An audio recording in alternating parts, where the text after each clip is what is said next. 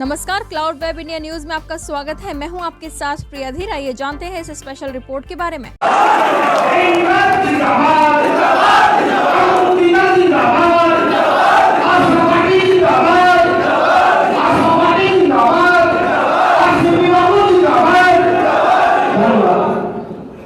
और उनके पहले कुछ उनका बात सुने। एक पुस्तक भेंट है ग्राम के लिए, क्षेत्र के लिए सहयोग सम्मान। अंग क्षेत्र से हैं, अंगिका प्रमाणिका हो या मैं अपील करूंगा क्योंकि अंगिका के लिए लड़ रहेंगे। अंगिका हम अपना भाषा के ख्याल रखिए से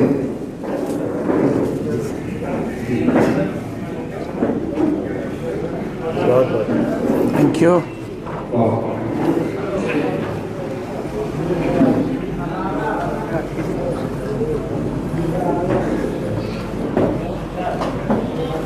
सबसे पहले इस कार्यक्रम के सम्मानित अध्यक्ष महोदय जो इस कार्यक्रम का संचालन भी कर रहे हैं, श्रद्धेय सरजू बाबू मेरे बगल में बैठे हुए हैं। ये प्रिंसिपल रहे हैं और ये हमेशा चर्चा करते हैं कि अपने कार्यकाल के दौरान जिस प्रकार से लोगों को उन्होंने शिक्षित किया, कितने लोग अपने मुकाम पर पहुँचे। तो ऐसे हमारे किशोर बाबू हमारी दाईं तरफ बैठे हुए हैं, जिनका भाषण अभी आप सुन रहे थे, और हमारी पार्टी के ये प्रदेश के अध्यक्ष हैं आदरणीय प्रीतम सिंह जी बगल में। मुझे सबसे अच्छा पहले लगा कि अंग मुक्ति दल के जितने साथी लोग हैं, सबसे पहले तो आपको बहुत बहुत धन्यवाद, बहुत बहुत। और आपने, आपके नेताओं ने, चाहे वो परमानंद बाबू हों, चाहे वो प्रियदर्शी जी हों, चाहे वो राजेंद्र राय जी हों, विजय राय जी हों, नरेश राय जी हों, हीरालाल जी हों, प्रभु ताती जी हों, परिहार जी हों, प्रियदर्शी जी का और परमानंद जी का आप नाम मैंने लिया ही। सब लोगों ने जिस प्रकार से अपनी बात को रखा, आप जरा इस बात पर मैं आऊँगा, इसके लिए जितनी भी आपकी तारीफ की जाए वो कम। देखिए, सबसे ज़रूरी क्या होता है कि अगर आपके मन में कोई विचार है तो उसके लिए एक संगठन बनाया जाए, और संगठन के माध्यम से जब संघर्ष होता है तो सफलता मिलती है, भले कुछ समय लगता है। तो आपने संगठन बनाया और आज आप संगठित होकर के काम कर रहे हैं, आपको सफलता भी मिलेगी। इसके लिए बहुत बहुत धन्यवाद आपका। आज यहाँ बहुत सारे साथी और हैं हमारे। आदरणीय बालमुकुंद जी हैं, श्याम सिंह जी हैं, अजय सिंह जी हैं, मणिभूषण सिंह जी हैं, सुबोध शाह जी हैं, लक्ष्मण पांडा जी हैं, उमर खयाम जी हैं, राधे श्याम गुप्ता जी इतना बढ़िया बोल रहे थे, संतोष पंडित जी जो पूर्व प्राचार्य, बहुत अच्छा है, कई प्राचार्य का भी सुनने का मौका मिला भी, चंदेश्वरी पंडित जी, अजब लाल पंडित जी भी पूर्व प्राचार्य हैं, श्रीकांत पंडित जी, सिकंदर पंडित जी भी पूर्व प्राचार्य हैं, डॉक्टर शंकर गुप्ता जी, सत्यनारायण पंडित जी, सतीश पंडित जी, और जितने यहाँ अंग मुक्ति दल के, हमारी आशा पार्टी के और हमारी जितनी नारी शक्ति हैं, सबको फिर से मैं बहुत बहुत धन्यवाद देता हूं कि आप लोग आज यहाँ आए, अपनी बात को रखें। देखिए, मैं शुरू वहीं से करता हूं जहां से अंग मुक्ति दल के साथियों ने रखा है। देखिए, ये सही बात है कि भाई देश को आज़ाद हुए 75 वर्षों से ज़्यादा का समय, और भाई हमारा जो आज समझिए स्वरूप है प्रशासन का, व्यवस्था का, और वो है लोकतांत्रिक व्यवस्था है। और लोकतंत्र की सबसे बड़ी और सबसे अच्छी खासियत क्या होती है कि ये सरकार जनता के द्वारा, जनता के लिए और जनता का होता है। मतलब क्या है कि जो आप जनता है ना, वही इसमें जो है, जिसको हम लोग अंग्रेजी में कहते हैं सॉवरेन है। आप ही के पास पावर है। लेकिन अपनी पीड़ा व्यक्त कर रहे थे हमारे दांगी जी कि भाई सिर्फ चुनाव में यूज करते हैं, और बहुत बढ़िया परमानंद बाबू बोल रहे थे कि तेज पत्ता की तरह प्रयोग करने के बाद हटा देते। लोकतंत्र में दो चीज है, एक लोक है, दूसरा तंत्र है। लोकतंत्र लोकशाही पर चलती है, और लोक में सबसे महत्वपूर्ण कौन है? जो लोग है, जो जनता है। और लोकतंत्र में जनता की भागीदारी ही होनी होती है। तो सब बोलेगा कि सर तो जनता के द्वारा ही चुने जाते हैं, सारे विधायक, सारे सांसद सब जनता के द्वारा ही चुने जाते हैं। लेकिन भागीदारी के बारे में क्या सब नेता लोगों ने कहा है? और ये जमीन भी बता रहे थे हमारे साथी कि भाई समाजवादियों की भूमि रही है। तो लोहिया जी क्या कहते थे कि जिसकी जितनी आबादी उतनी उसकी भागीदारी। तो इतना बड़ा समाज है साहब, और 75 वर्षों के बाद भी उसको चिल्ला चिल्ला के कहना पड़ेगा कि हमको हमारा हिस्सा चाहिए, हमें अपना हिस्सा नहीं मिल रहा है। ये अन्याय कौन बर्दाश्त करेगा? कोई बर्दाश्त करेगा क्या? भाई हम लोग सब नीतीश बाबू के साथ थे। नीतीश बाबू का जो विकास का मॉडल क्या है? न्याय के साथ विकास। बहुत अच्छा है, लेकिन न्याय तो सब जगह दिखना चाहिए ना, कि भाई जब आपके उम्मीदवार लड़ेंगे तो भाई उस समाज के लोगों का भी प्रतिनिधित्व होना चाहिए, उनको भी टिकट मिलना चाहिए, जो आज तक टिकट के लिए जो है आशा लगाए।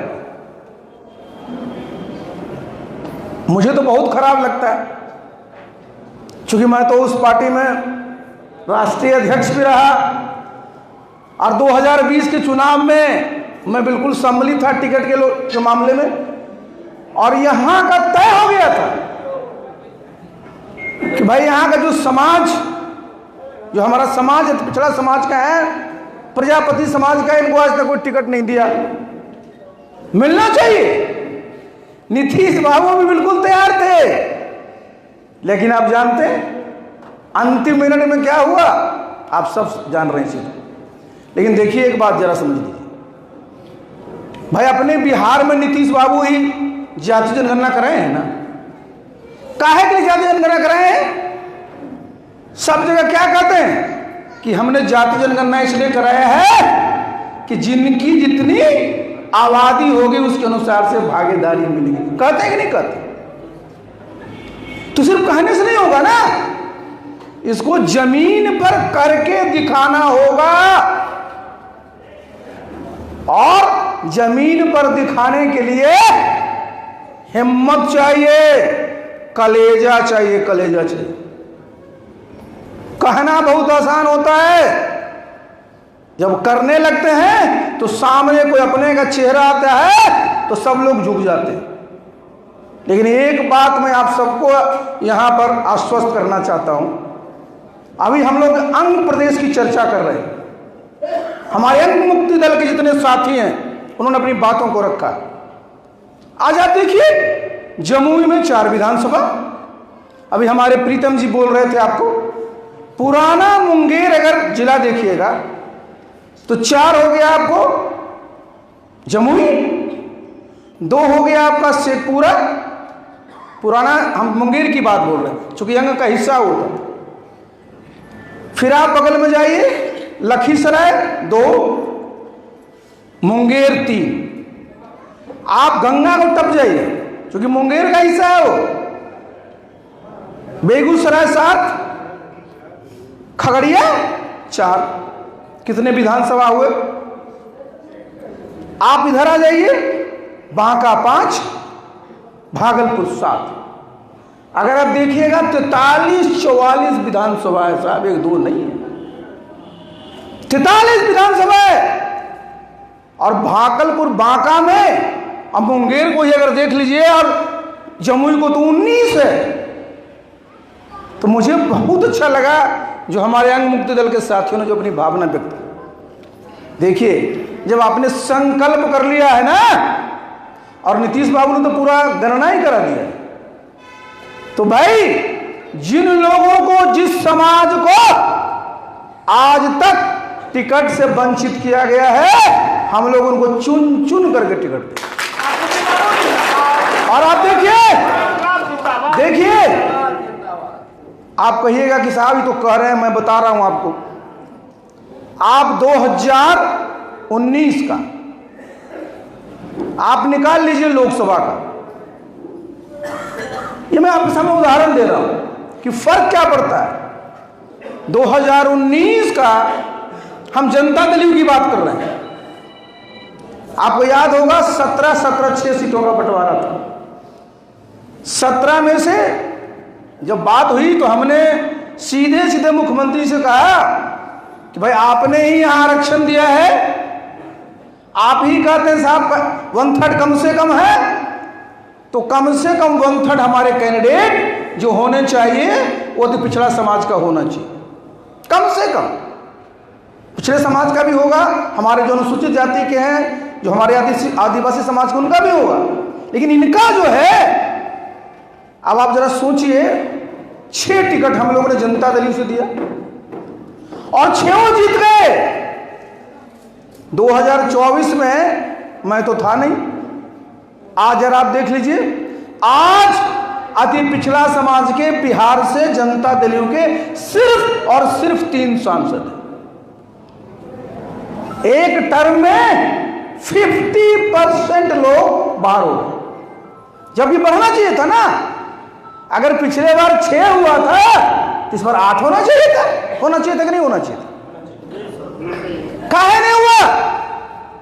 क्योंकि कोई आपकी बात को रखने वाला कौन था वो।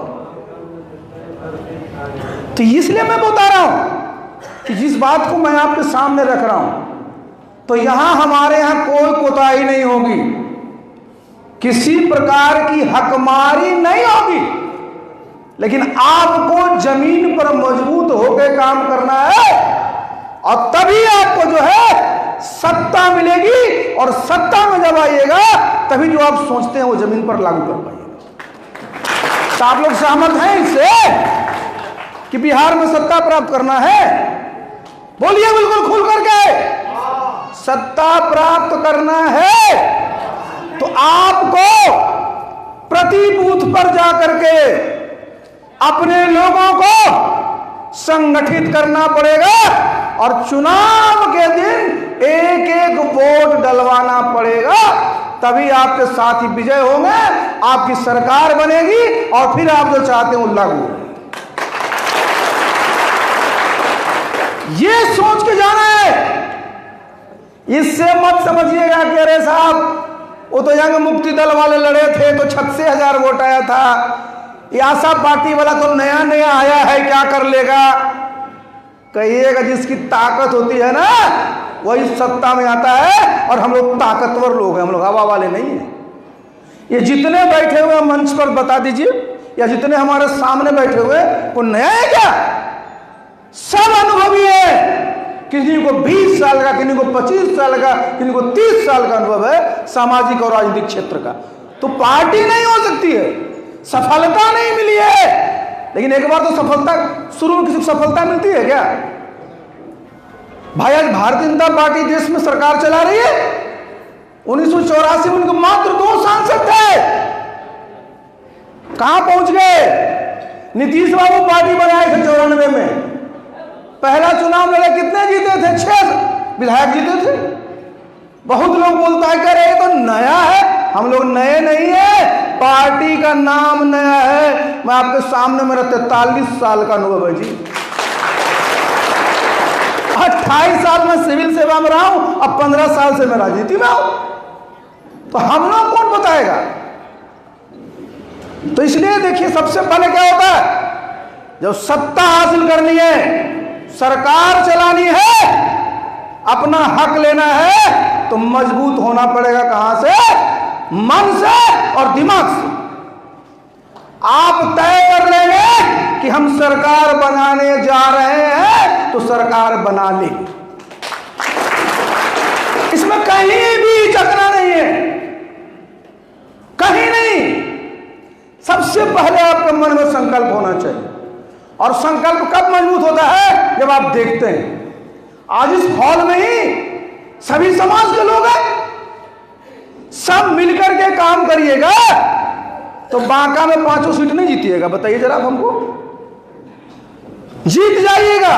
मैं देख रहा था पिछले बार का विधानसभा का, मैं देख रहा था कोई 2400 वोट से जीता है, कोई 2600 वोट से जीता है, जीता है लोग। ऐसा नहीं है कि कोई 20,000 से जीता है, कोई 25,000 जीता है। इसलिए सबसे पहले इस हॉल से जाने के पहले तय कर लीजिए, जहां बैठे हैं उस सीट को तो हमको जीत ही लेना है। और जब एक बार आपने तय कर लिया कि हम बेलहर जीत लिए, तो ये 4 बचेगा क्या हमारा यहां बांका वाला? वो भी नहीं बचेगा। और बगल में हमारा भागलपुर है और मुंगेर में लगा हुआ। हम लोग हवा में नहीं, हम लोग जमीन पर हैं, और जमीन पर अपनी ताकत है, और इस ताकत को मजबूत करना है। और देखिए, सब लोग कहेगा अच्छा ठीक है आप सरकार में आ जाइएगा तो क्या करिएगा? इस बात को मैं जरा, कुछ बातों को बहुत तो नहीं समझा सकते, लेकिन कुछ बातों को आपके सामने में रख देना चाहूं। सबसे पहले तो देखिए, जो मैंने कहा कि सब लोग ये सोच लीजिए कि बांका में 5 सीट जीतना है, तो जीतना है तो जीतना है। जो लोग मजाक करेगा ना, उसको आप सीधे अपने तर्क से उड़ा दीजिए, कोई टिकने वाला नहीं। सबसे बड़ी समस्या क्या है आज अपने यहां? सबसे बड़ी समस्या यह है कि भाई इतना बड़ा हमारा जो क्षेत्र है पुराना, जो इसको आपने बताया अंग का क्षेत्र,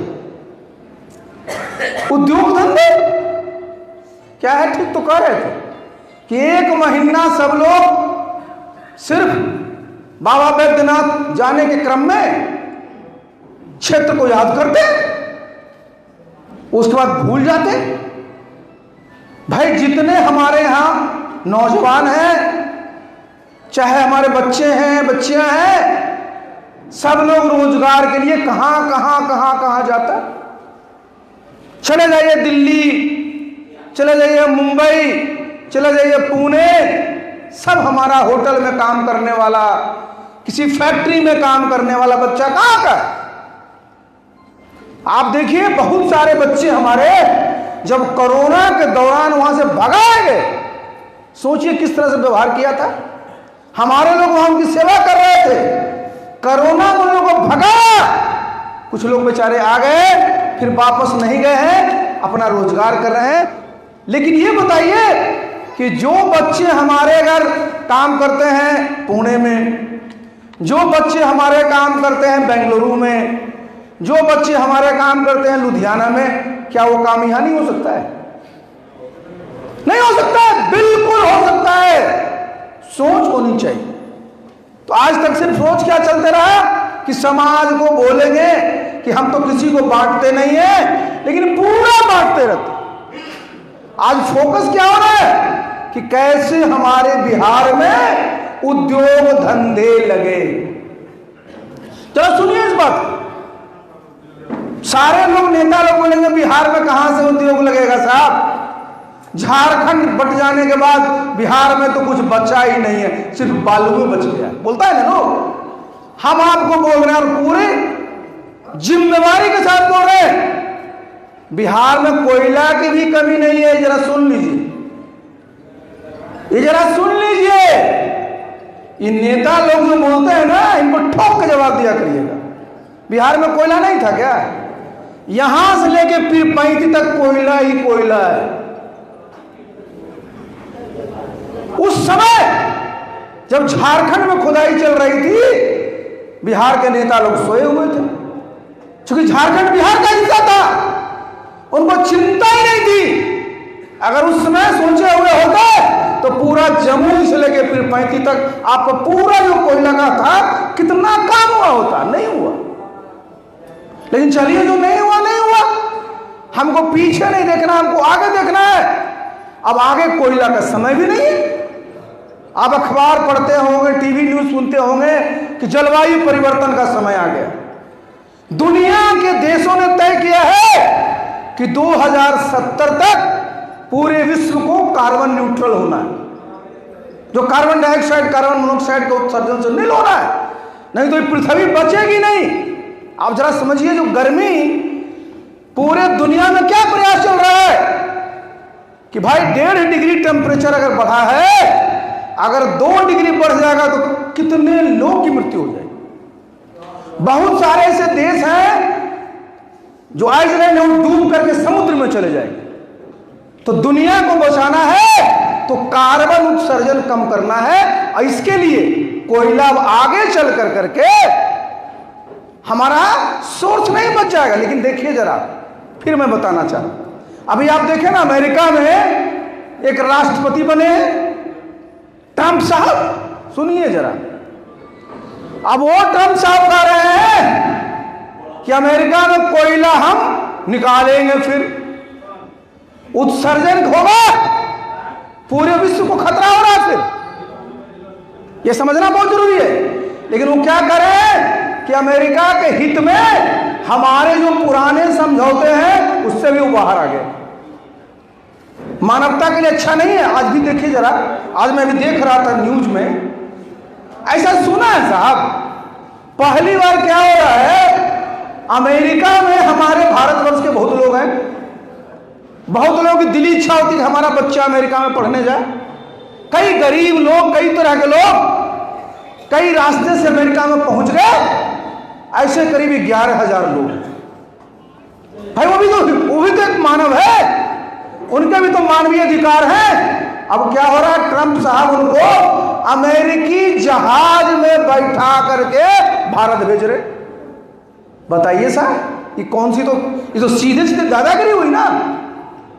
भाई हमारे जो लोग हैं वहां कोई ना कोई तो काम कर रहे थे, और भारत सरकार को भी इस चीज को तो सोचना पड़ेगा।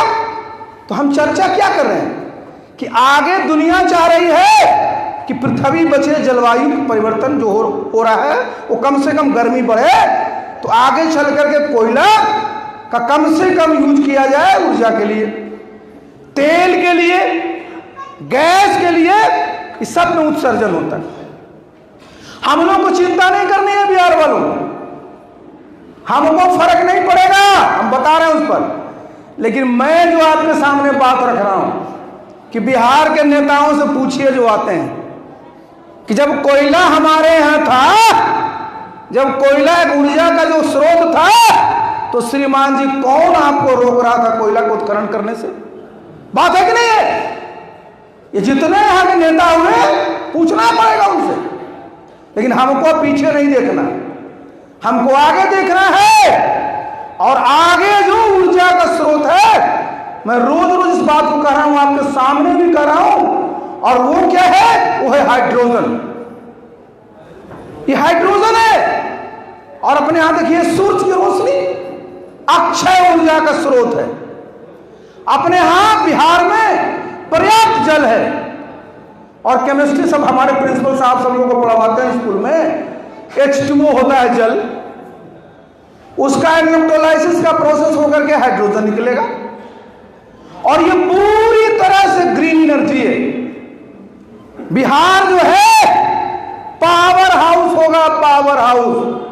कोयला को भुलाइए, हमारे बिहार के किसान, बिहार के उद्यमी हाइड्रोजन का उत्पादन करेंगे, और हाइड्रोजन अपने लिए उपयोग करेंगे, और हम लोग इसको एक्सपोर्ट भी करेंगे। इसे समझिए, समय बदलता है, चिंता नहीं करनी होती है। उसके बाद ये इलाका जरा देख लीजिए, ये जो शुरू होता है नवादा से पीरपैंती तक, आपने सुना होगा सोना। मैं बार बार बोलता हूं, बिहार के लोगों को बिहार के नेता डिमोरलाइज करके रखते हैं कि बिहार में कुछ है, ये नहीं है, बालू है। मैं तो मिनिस्टर था ना स्टील का, NMDC national mineral development corporation steel ministry के अंदर आता है। उसकी जिम्मेवारी होती है जमीन के अंदर पता करना खनिज का।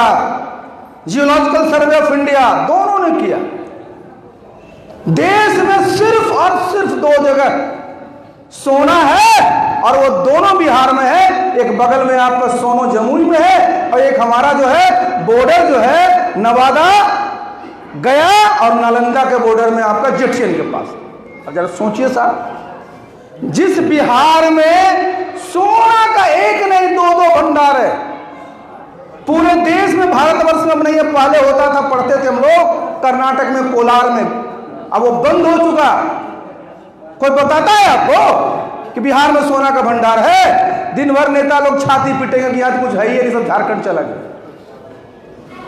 आपको मैं बता दूं, मैं तो साल भर मिनिस्टर रहा ना। मैं अगर अब तक रहा होगा तो दोनों जगह खदान शुरू हो गया होगा। और देखिए करना क्या है, पहले भी खदान होता था जब बिहार झारखंड साथ था। कहां है खनिज? झारखंड में। कारखाना कहां लगा? पंजाब में। खनिज कहां है? झारखंड में। कारखाना कहां लगा? तमिलनाडु में। ये हम लोग बर्दाश्त करने वाले नहीं हैं। अगर सोना हमारे बिहार में, तो सबसे पहले हमारा अधिकार है कि सोना पर आधारित जितने भी उद्योग लगेंगे वो बिहार में ही लगेगा।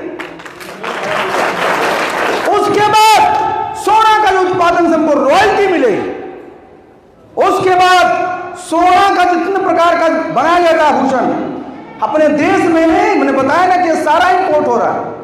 हम लोग न सिर्फ अपने देश की आवश्यकता पूरी करेंगे बल्कि दुनिया को हम लोग एक्सपोर्ट करेंगे। कितनी आमदनी होगी हमारे बिहार में, जो खुशहाली आएगी सोच सकते हैं ना। कभी नेता लोग बोलते हैं आपको, चर्चा ही नहीं करेंगे इसकी। उनकी रुचि कहां है? तो बालू में। कौन ठेकेदार इधर बालू ले रहा है, कौन ठेकेदार उधर बालू ले रहा है। सारी की सारी सड़कों को खराब कर दिए, सारे के सारे थाना को खराब कर दिया। सबकी रुचि किसमें? बालू में, दारू में सिमरा गया। तो देखिए हमारे पास जो मैंने बताया खनिज किस प्रकार का, सब हमारे पढ़े लिखे लोग हैं। ये मैं बार बार बोलता हूं, इसलिए मैं बोल इसलिए रहा हूं कि आपको पता होना चाहिए। आपका मनोबल बढ़ेगा। हमारा क्या काम है? आपका मनोबल बढ़ाना।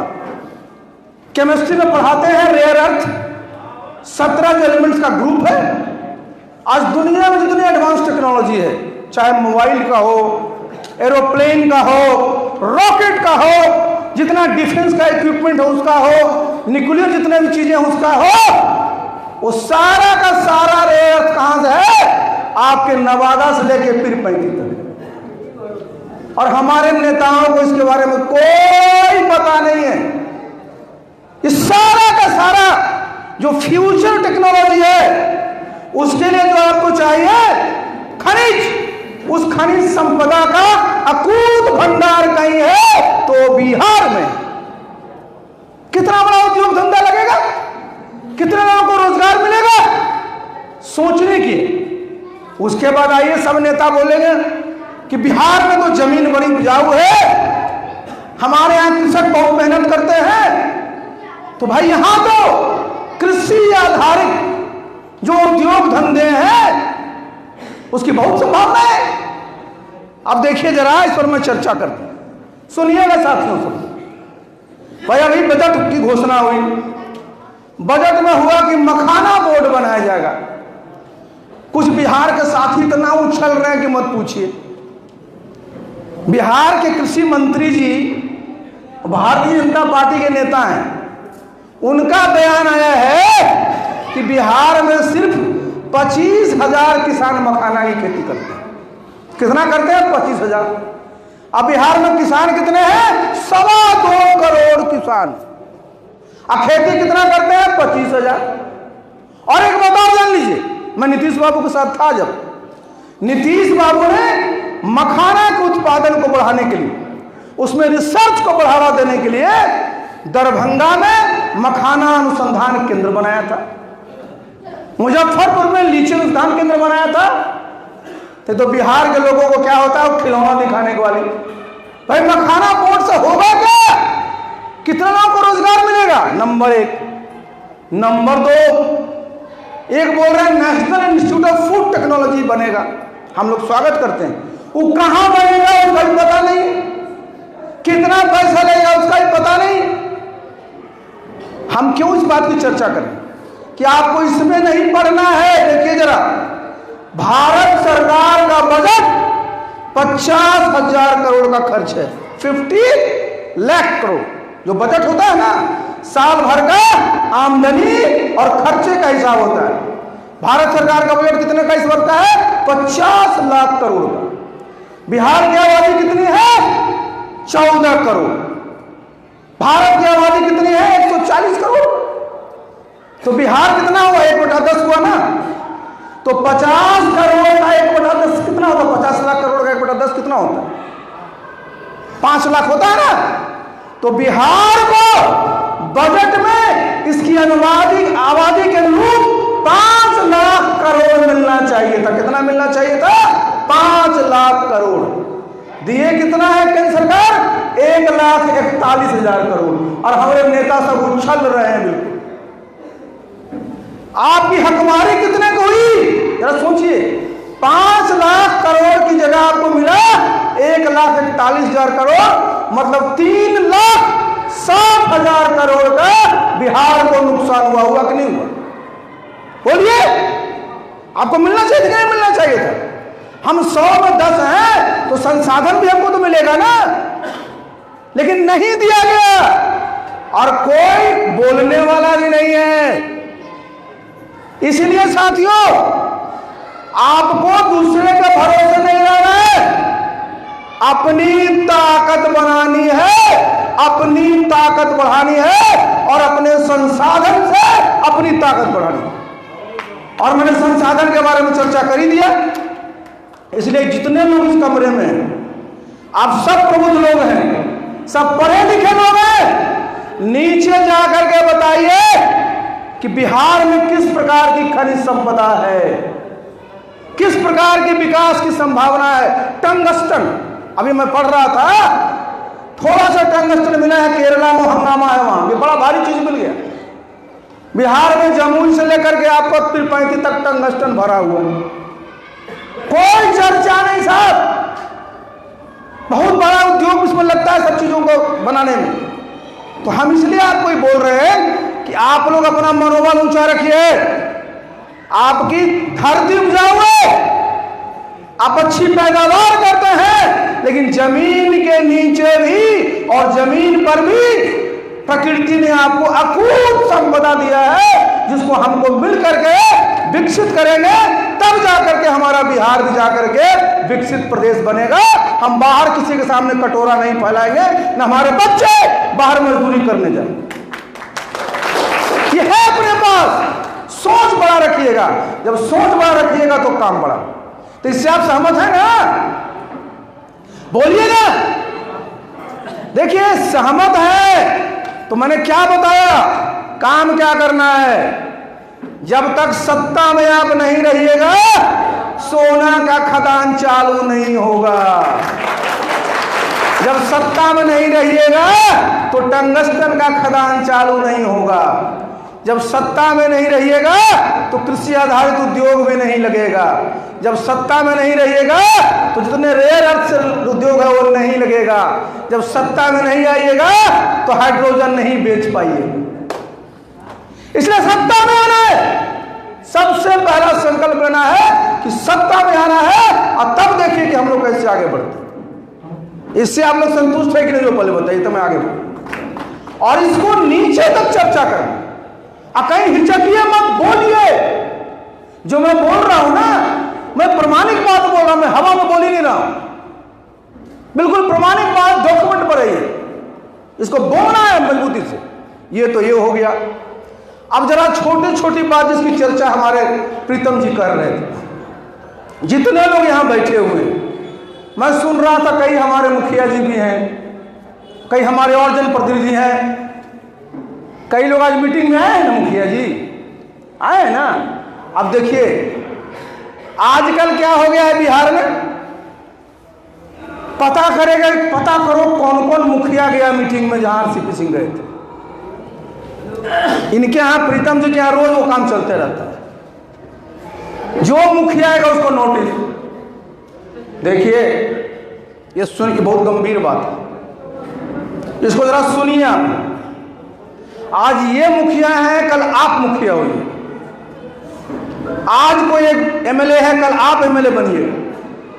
आज कोई एमपी है, कल आप एमपी बनिएगा। कोई एमपी पर, कोई एमएलए पर मुकदमा हो तो देखे हैं आप? जनप्रतिनिधि वो भी है। हमारा सबसे अंतिम जो इकाई है वह है पंचायत, और हमारा मुखिया अंतिम प्रतिनिधि, सबसे मजबूत प्रतिनिधि है। भाई फर्क है, प्रधानमंत्री देश के नेता है, मुख्यमंत्री प्रदेश का नेता है, और हमारे मुखिया जी हमारे पंचायत के नेता हैं। स्वीकार करना पड़ेगा लोकतंत्र। लेकिन मुखिया जी को बना के रखा है। छोटा मोटा कर्मचारी से रिपोर्ट लेकर के मुखिया जी को सस्पेंड तो कर ही देता है, एफआईआर कर देता है। एफआईआर कर दीजिए, कह रहे मुखिया जी ने तो गबन कर लिया। मुखिया जी जेल चले गए, पूरी की पूरी प्रतिष्ठा जो है मिट्टी में मिल गई। आप जरा ये सुनिए इस बात को, जरा बहुत गंभीर मामला है। आदरणीय प्रधानमंत्री नरेंद्र मोदी जी ने देश में एक बहुत अच्छा काम क्या किया है कि जितने सिविल मामले होते हैं, दीवानी मामले होते हैं, दीवानी मामले में पहले क्या होता था, उसमें जो है एफआईआर भी दर्ज होती थी, अपराध भी मान लिया जाता था, सजा भी होती थी। 100 से ज्यादा कानून को खत्म किया गया कि जितने भी दीवानी मामले हैं उसमें कहीं भी एफआईआर नहीं होगी, दंडात्मक कार्रवाई, जेल वाला नहीं होगा, जुर्माना लगेगा, जुर्माना लगेगा। मैं उदाहरण देके समझाता हूं, तब समझ जाइएगा। जो फैक्ट्रीज एक्ट आप देखे होंगे, पुराना होता था, इसमें बड़ा बड़ा बॉयलर लगा रहता था। बॉयलर का साल में एक बार पेंट कराना है। अगर किसी ने पेंट नहीं कराया, 6 महीने की सजा। अब देखिए जरा, भाई पेंटे न कराना था, ये काम अच्छा किया प्रधानमंत्री जी। अब उसको 6 महीने की सजा, जेल नहीं जानी पड़ेगी, उसको जुर्माना हो। तो सिविल मामले, अब बिहार में क्या हो रहा है साहब बताइए? बिहार में दिन भर मुखिया जी पर एफआईआर कर दो, कोऑपरेटिव का आदमी एफआईआर कर दो, सरकारी कर्मचारी एफआईआर कर दो। इस तरह का काम यहां हो रहा है। बिल्कुल बिल्कुल समझिए, एफआईआर राज हो गया। तो देखिए, एक बात मैं स्पष्ट करना चाह रहा हूं, अपनी पार्टी की सरकार आएगी। देखिए, मुखिया हमारे जनप्रतिनिधि है, उनको सुविधा क्या देते हैं आप? भाई मुख्यमंत्री जी का तो पूरा मुख्यमंत्री सचिवालय होता है, प्रधानमंत्री का पूरा प्रधानमंत्री सचिवालय होता है। उसके बाद भी वहां त्रुटि होती है, मुखिया जी को क्या देते हैं आप वहां? तो कम से कम एफआईआर तो मत करिए भाई। अगर गबन किया है तो वसूली कर लीजिए, रिकवरी हो जाएगी उसकी। इससे आप सहमत हैं कि नहीं, पहले बताइए, बोलिए। तो आपकी सरकार आएगी तो हम लोग ये जो एफआईआर वाला राज है इसको हम लोग समाप्त करें। लोगों में दहशत नहीं होना चाहिए ना कि आप मुखिया बन गए तो दहशत में है कि पता चला कि फलना कर्मचारी कोई आपसे नाराज हो गया कि रिपोर्ट कर दिया, आपको पीडीओ साहब से नहीं पटा, किसी कलेक्टर से नहीं पटा, तो आपको एफआईआर हो गया। ये अच्छी चीज नहीं है। लोकतंत्र की अंतिम इकाई है, और अगर पंचायत में हमारा लोकतंत्र जीवंत रहेगा, पंचायत में हमारा लोकतंत्र मजबूत रहेगा, तब ना हमारा लोकतंत्र आगे बढ़ेगा।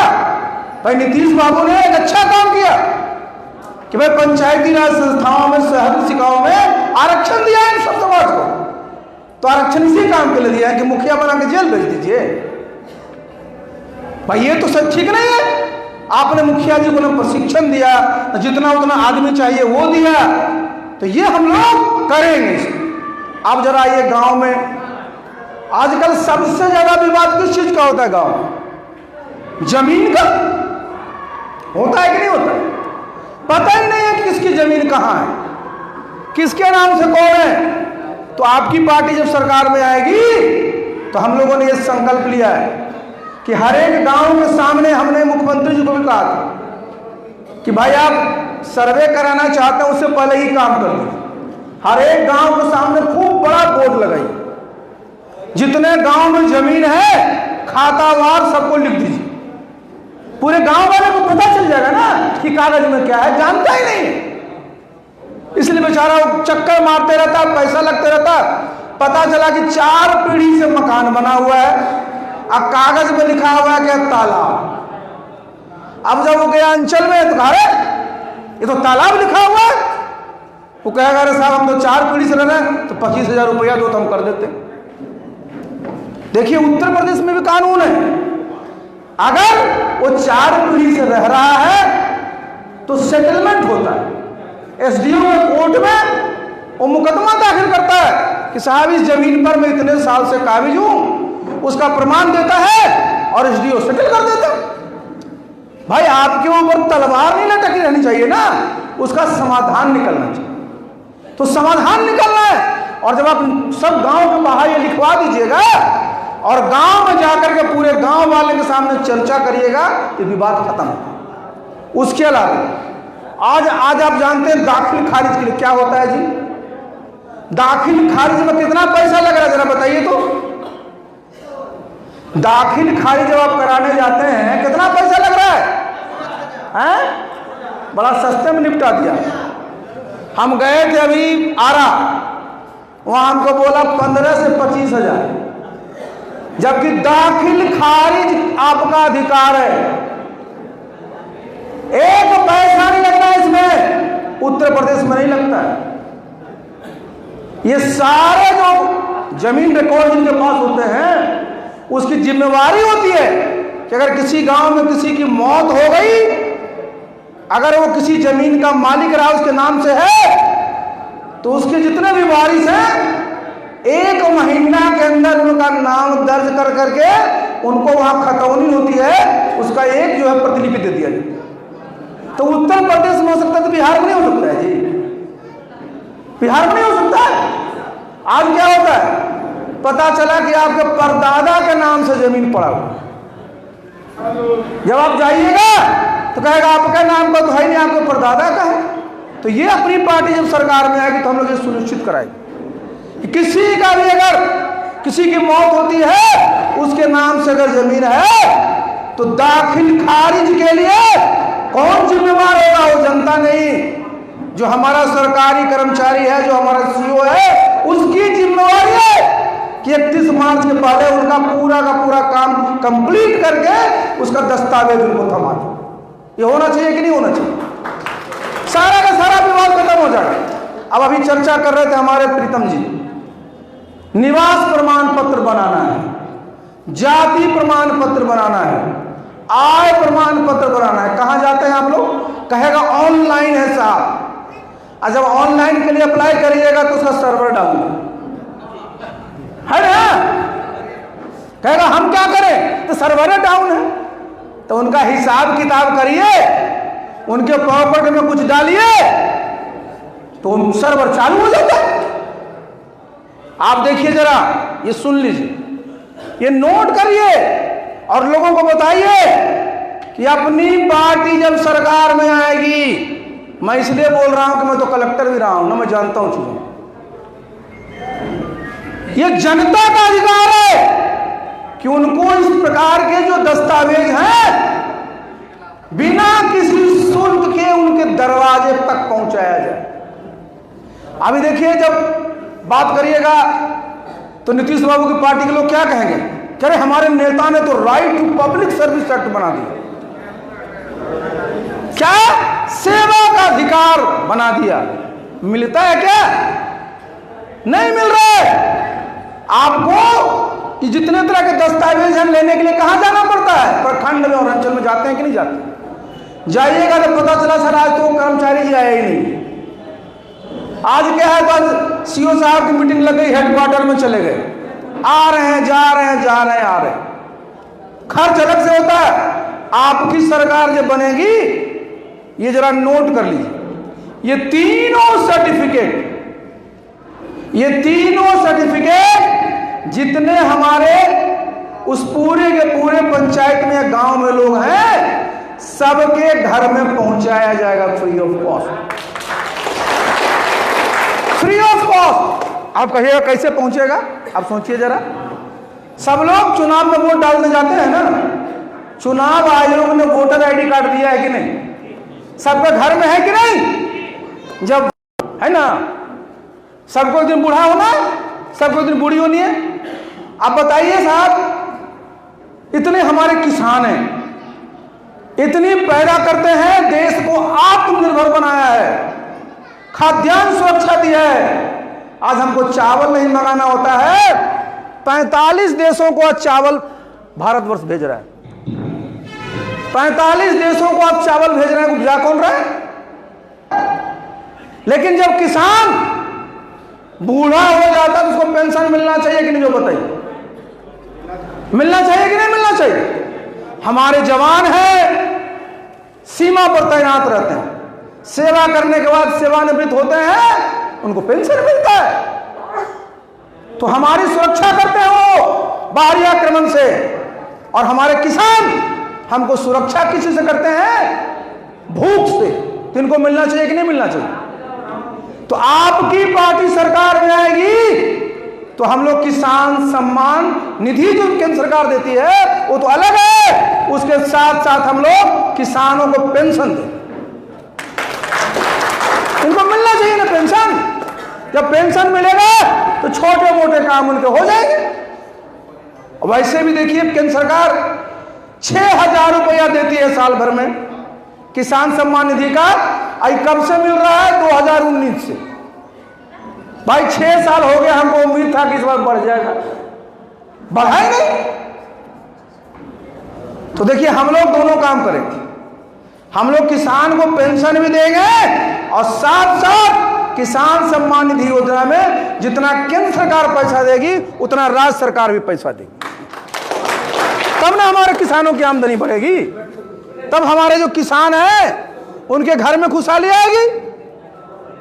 और वही, कोई बात नहीं, हमारी आवाज में है, बोल लेते हैं। ये देखिए, ये इस प्रकार की योजनाएं हैं जिससे हमारे लोगों को लाभ मिलेगा। अब देखिए, सारी की सारी हमारी यहां नारी शक्ति है। बगल के प्रदेश में आप देखते हैं और प्रदेशों में आप देखते हैं कि इन लोगों के खाते में सीधे धनराशि स्थानांतरित किया जाता है। बिहार में अभी तक नहीं व्यवस्था है। एक पार्टी घोषणा कर चुकी है कि हम देंगे। हमारी पार्टी भी, आपकी पार्टी भी जब सत्ता में आएगी तो जितने हमारे यहां नारी शक्ति हैं सबके खाते में हम लोग उतना पैसा दिलवाएंगे जो किसी भी प्रदेश में दिया जाता है उससे 100 रुपया ज्यादा ही दिलाएंगे। जब हमारी उनके खाते में पैसा जाएगा, पैसे का दुरुपयोग नहीं होगा, वो पूरा का पूरा परिवार चलाएगी, उसको ठीक से खर्चा करेगी। आप देखिए, जितने हमारे लोग हैं, क्या होता है साहब, बीमार पड़ जाते हैं आप, जो बड़ी बीमारी हो जाती है उसको सरकार मदद करती है, लेकिन सर्दी खांसी होती है, कोई पैसा देता है क्या? आप जाइए अस्पताल में, कहेगा साहब दवाई नहीं है। अस्पताल में जाइए, दवा बंद है। तो इसमें भी हम लोगों ने तय किया है कि आपकी पार्टी जब सत्ता में आएगी तो प्रति परिवार हम लोग तय करेंगे कि कितना देना है, कि उनको इतना पैसा दे दिया जाए कि छोटा मोटा खांसी जुकाम के अपना पैसा उसको मिल जाए करे। ये जरूरी है ना, जब उनको दीजिएगा तभी तो। उसी के साथ साथ आप देखिए, बहुत तरह की इस तरह की बातें हैं। हम लोगों का क्या होगा कि बिहार में हमारा जो संसाधन है, हमारा जो बजट है, 2,65,000 करोड़ का बिहार का बजट है, तो भाई मिलना किसको चाहिए? सबसे ज्यादा किसको मिलना चाहिए? जो सबसे अंतिम पायदान पर खड़ा है। जितने भी तरह के कार्यक्रम है सब में इसको मिलना है। तो ये हम लोग सोचे हुए हैं और ये बिहार में संभव भी है, ऐसा नहीं है कि संभव नहीं है। हमने आपको पहले जो बताया कि हमारा संसाधन भी बढ़ेगा, तो संसाधन बढ़ेगा तो हम लोग इसका सदुपयोग करेंगे। तो जरूरी क्या करना है जरा समझिए। अब देखिए, चुनाव सामने है। आज हम लोग ये बैठक किए हैं, मुझे बहुत अच्छा लगा, अंग मुक्ति दल के सब साथी भी हैं।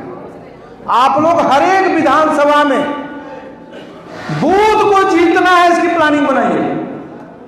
बूथ जीतिए, लीजिएगा तब चुनाव जीत जाइए। बैठे बैठे चुनाव नहीं जीता जाता है कि जीत लेंगे, कितना फलना है तो इतना फलना है तो इतना फलना नहीं। जितना बूथ है सब बूथ पर अपनी कमेटी बनाइए और कैसे ज्यादा से ज्यादा वोट लेना है इसके लिए आपको तैयारी करनी है। और जिस विधानसभा को आपको जीतना है कम से कम 80,000 वोट का टारगेट रखना पड़ेगा। और जितना विधानसभा है सब में 350 350 आपका बूथ है, इसकी तैयारी कर लीजिए। आपका बूथ स्तर अगर मजबूत हो गया तो पंचायत भी मजबूत रहेगा, प्रखंड भी मजबूत रहेगा, नगर भी मजबूत रहेगा, जिला भी मजबूत रहेगा, प्रदेश भी मजबूत रहेगा और देश भी मजबूत रहेगा। आपकी ताकत कहां है? बूथ है। अगर आप राष्ट्रीय स्तर पर बहुत मजबूत हैं, बूथ पर आदमी है नहीं तो किसी काम करें, सबसे जरूरी है। और ये बहुत मुश्किल काम है, सब अनुभवी लोग, सब लोग ने आपने काम किया जमीन पर। तो एक जो पूरा का पूरा जितना विधानसभा है सबका जो पूरा बूथ का लिस्ट है वो निकाल लीजिए, उसको बैठ कर करके सबको देख लीजिए कि कौन कौन बूथ है, कहां कहां आपके समर्थक ज्यादा हैं, उसके हिसाब से उसको बना लीजिए। और उसमें कैसे हम लोग वोट के दिन ज्यादा वोट दिलवा पाए उसके लिए वहां पूरी की पूरी व्यवस्था कर लीजिए। आप जब अगर बूथ पर अपनी कमेटी बना लीजिएगा आपको चुनाव जीतने से कोई नहीं रोक सकता। और जब चुनाव लड़ना है तो जीतने के लिए लड़ना है, चुनाव लड़ने के लिए नहीं लड़ना है, चुनाव लड़ना है तो जीतने के लिए लड़ना है। तो साथियों आप लोगों को दूर जाना है, बहुत सारे और भी आप लोग को भोजन वगैरह की व्यवस्था भी होगी। तो मैं आप सब लोगों को फिर से बहुत बहुत धन्यवाद देता हूं और मैं यही अपेक्षा करता हूं कि आप लोग जिस उत्साह से, जिस तरह से आप लोग संगठित होकर यहाँ इकट्ठा हुए, और ये साधारण मीटिंग नहीं थी, ये जितने लोग थे सब अपने आप में नेता है, सबकी पहचान है अपने अपने क्षेत्र में, और सब लोग लगिएगा। और देखिए आश्वस्त मत हो जाइए, बिल्कुल गांव गांव में जाना पड़ेगा और जहां मुझको बुलाइएगा मैं आ जाऊंगा। लेकिन ये नहीं कि घर में बैठे रहे, घर में बैठे बैठे ख्याली पुलाव बनाने से पुलाव नहीं बनता है वो। और मोबाइल का जमाना है, अपने साथियों का सुख दुख का हालचाल पूछते रहिए। जब हालचाल पूछिएगा तो संगठन की भी बात हो जाएगी, आपकी पार्टी की बात हो जाएगी। अगर ये करिएगा तो निश्चित रूप से हम लोग सफल होंगे, और हम लोग को सफल होना है। इसी संकल्प के साथ आपको आज यहां से जाना है, सफल होना है ना, तो सफल होना है तो हम लोग सफल होंगे। तो अंत में जो मैं कहता हूं कि भाई हमारी 3 माताएं हैं। सबसे पहले हमारी धरती माता है, सब है ना, इतनी बड़ी धरती है, तो भाई अपनी माता को तो हम लोग को जयकारा करना ही चाहिए।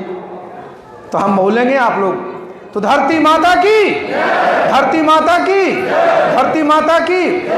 अब इस धरती का भारतवर्ष एक भूखंड है, तो भारत भी हमारी माता है, तो भारत माता की, भारत माता की, भारत माता की। और हम सब लोगों को किसी न किसी माँ ने जन्म दिया है, जीवित हो सकती हैं यहाँ नहीं भी, लेकिन हम लोगों को उनको भी याद करना चाहिए क्योंकि उन्होंने ही हमको यहाँ पर लाया है। तो अपने अपनी माताओं की, अपने अपनी माताओं की, अपने अपनी माताओं की। तो आप सब लोगों को बहुत बहुत धन्यवाद। और मैं इस उम्मीद के साथ जा रहा हूँ कि जो आप सब लोगों ने अंदर में सोच रखा है कि हमको बदलाव करना है, और बदलाव करना बेहतरी के लिए। बदलाव किसके लिए करना है? बेहतरी के लिए, बेहतर करने के लिए।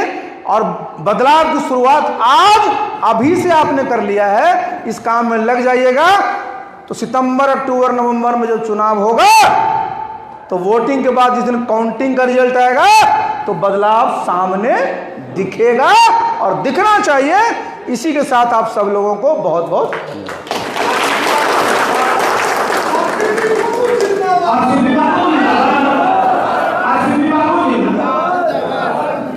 स्पेशल स्पेशल रिपोर्ट में फिलहाल इतना ही। ऐसी तमाम खबरों के लिए सब्सक्राइब करें क्लाउड वेब इंडिया न्यूज और नोटिफिकेशन के लिए बेल आइकन को प्रेस करें।